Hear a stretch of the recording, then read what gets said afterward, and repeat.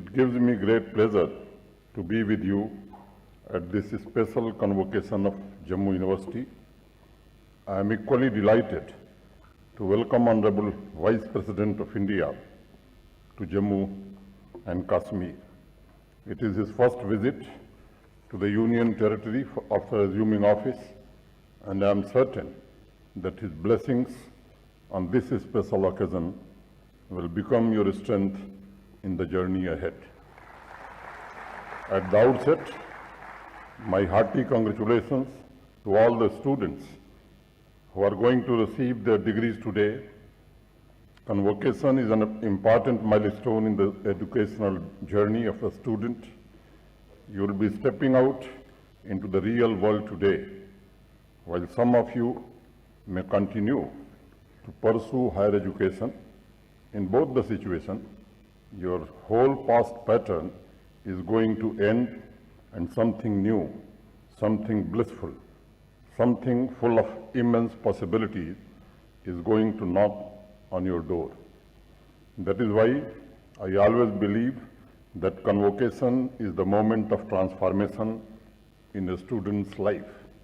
As you step out of Jammu University today, it will be a start of a new mission, a mission to use your special knowledge and skills and contribute in equitable, sustainable growth in building a strong and prosperous India.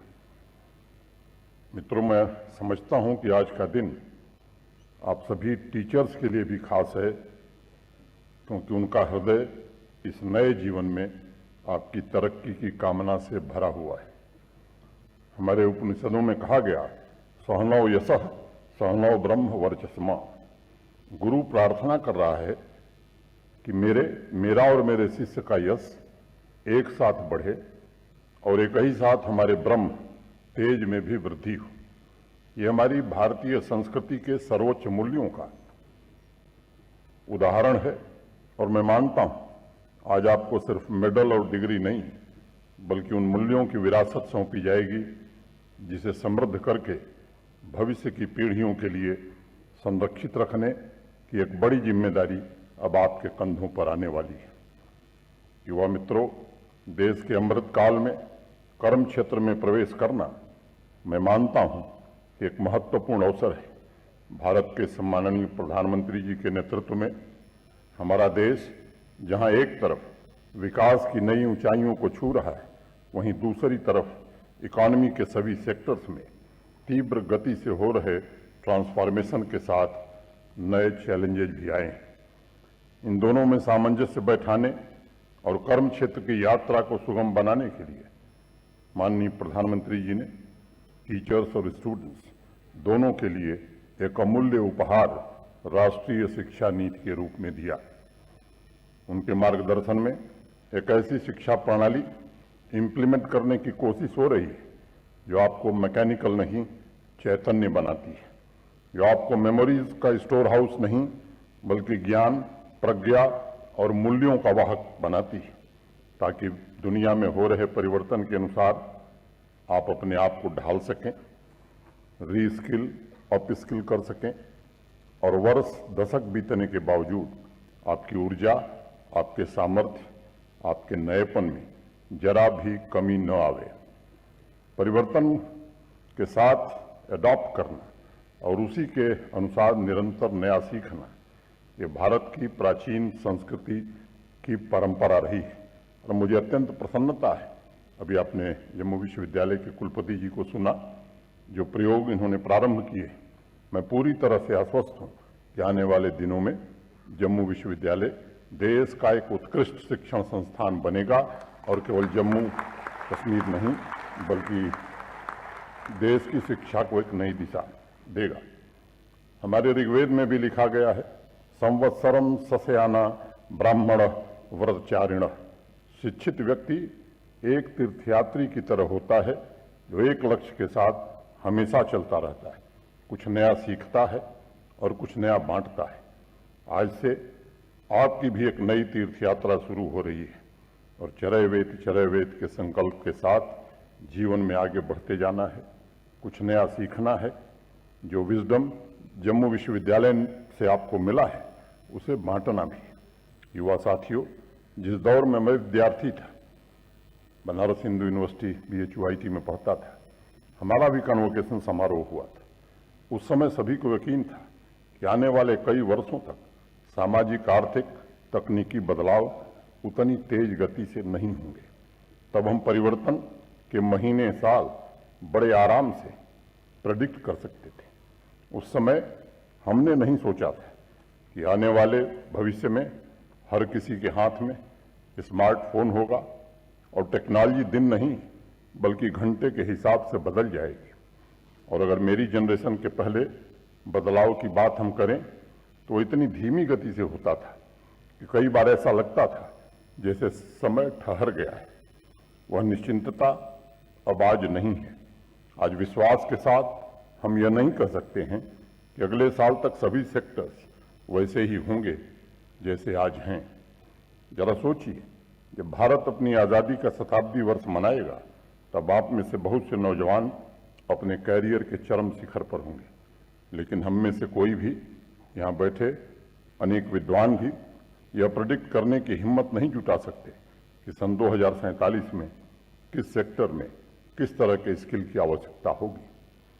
साथियों, 2047 तो क्या, मुझे लगता है हम यह भी सही तरीके से प्रेडिक्ट नहीं कर सकते कि 10 साल बाद यानी 2035 में किन नए स्किल्स की जरूरत पड़ेगी और ऐसे कौन से जॉब्स हैं जो समाप्त हो जाएंगे और कौन से जॉब्स हैं जिनका अभ्युदय होगा, उदय होगा। इसलिए मुझे लगता है कि विश्व में हो रहे परिवर्तन ने हमें अवसर दिया है कि हम पूरे एजुकेशन सिस्टम को नए स्वरूप में देखें और यूनिवर्सिटीज मात्र रटे रटाए जानकारी की पाठशाला नहीं बल्कि individuality, independent and critical thinking, intelligence तथा क्रिएटिव व्यक्तित्वों का निर्माण करने का केंद्र बन सके। अब मुझे खुशी है कि जम्मू विश्वविद्यालय ने वो काम प्रारंभ कर दिया है।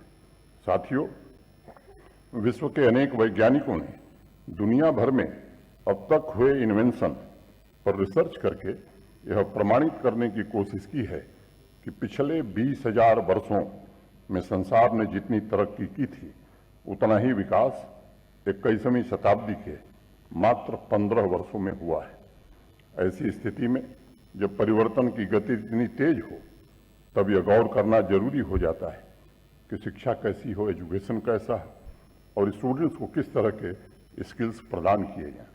मुझे स्मरण है 80 के दशक में अगर किसी स्टूडेंट के पास विदेशी पोर्टेबल टाइपराइटर होता था तो उसे विश्वविद्यालय में सबसे एडवांस और मॉडर्न स्टूडेंट माना जाता था। आज 43 साल बाद जब वह टाइपराइटर आपको किसी एंटीक की दुकान पर भी नहीं मिलता, 43 साल में उस दौर की मॉडर्न टेक्नोलॉजी आज एंटीक हो गई है और मात्र पिछले 5 साल में टाइपिंग का प्रोफेशन लगभग समाप्त हो गया है। आज सभी स्टूडेंट्स के पास स्मार्टफोन है, वह OpenAI ऐप को निर्देश दे सकते हैं कि मुझे इस विषय के बारे में जानना है। उस विषय से संबंधित पूरी जानकारी मिनट भर में टाइप होकर उनके मोबाइल फोन पर आ जाएगी। आज पेंटिंग, म्यूजिक, इंजीनियरिंग से लेकर सॉफ्टवेयर कोडिंग तक की इंफॉर्मेशन के लिए उन्हें लाइब्रेरी जाने, अखबार, मैगजीन, किताब और क्लास की जरूरत नहीं रह गई। वो सब कुछ उनके फोन में मौजूद ऐप, एल्गोरिदम से मिनट भर में उपलब्ध हो जाएगा और वो जरूरत के मुताबिक कस्टमाइज इंफॉर्मेशन होगी ताकि उनको पढ़ने और समझने में किसी प्रकार की समस्या न हो। किसी विषय के बारे में आपको सलाह लेनी है, चैट GPT से पूछ लीजिए। टाइम मैगजीन ने कुछ महीने पहले एक कवर स्टोरी की थी जिसमें उन्होंने चैट GPT से पूछा था, what do you think of a time cover story with the title that the artificial intelligence arms race is changing everything।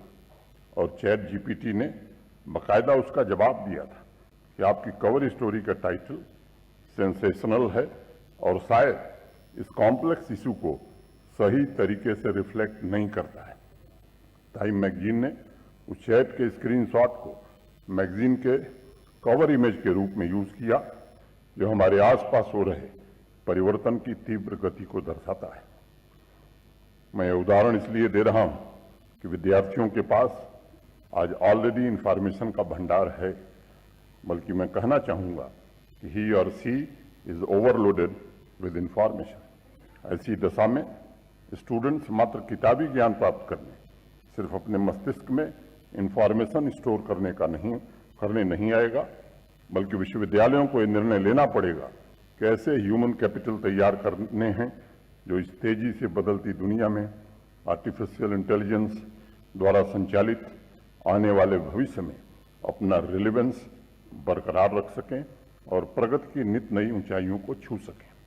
अभी कुछ दिन पहले डैनियल कॉनमैन की एक किताब थिंकिंग फास्ट एंड स्लो में पढ़ रहा था। उन्होंने लिखा है कि ज्यादा से ज्यादा एजुकेशन उच्च जीवन का मूल्यांकन नहीं हो सकता।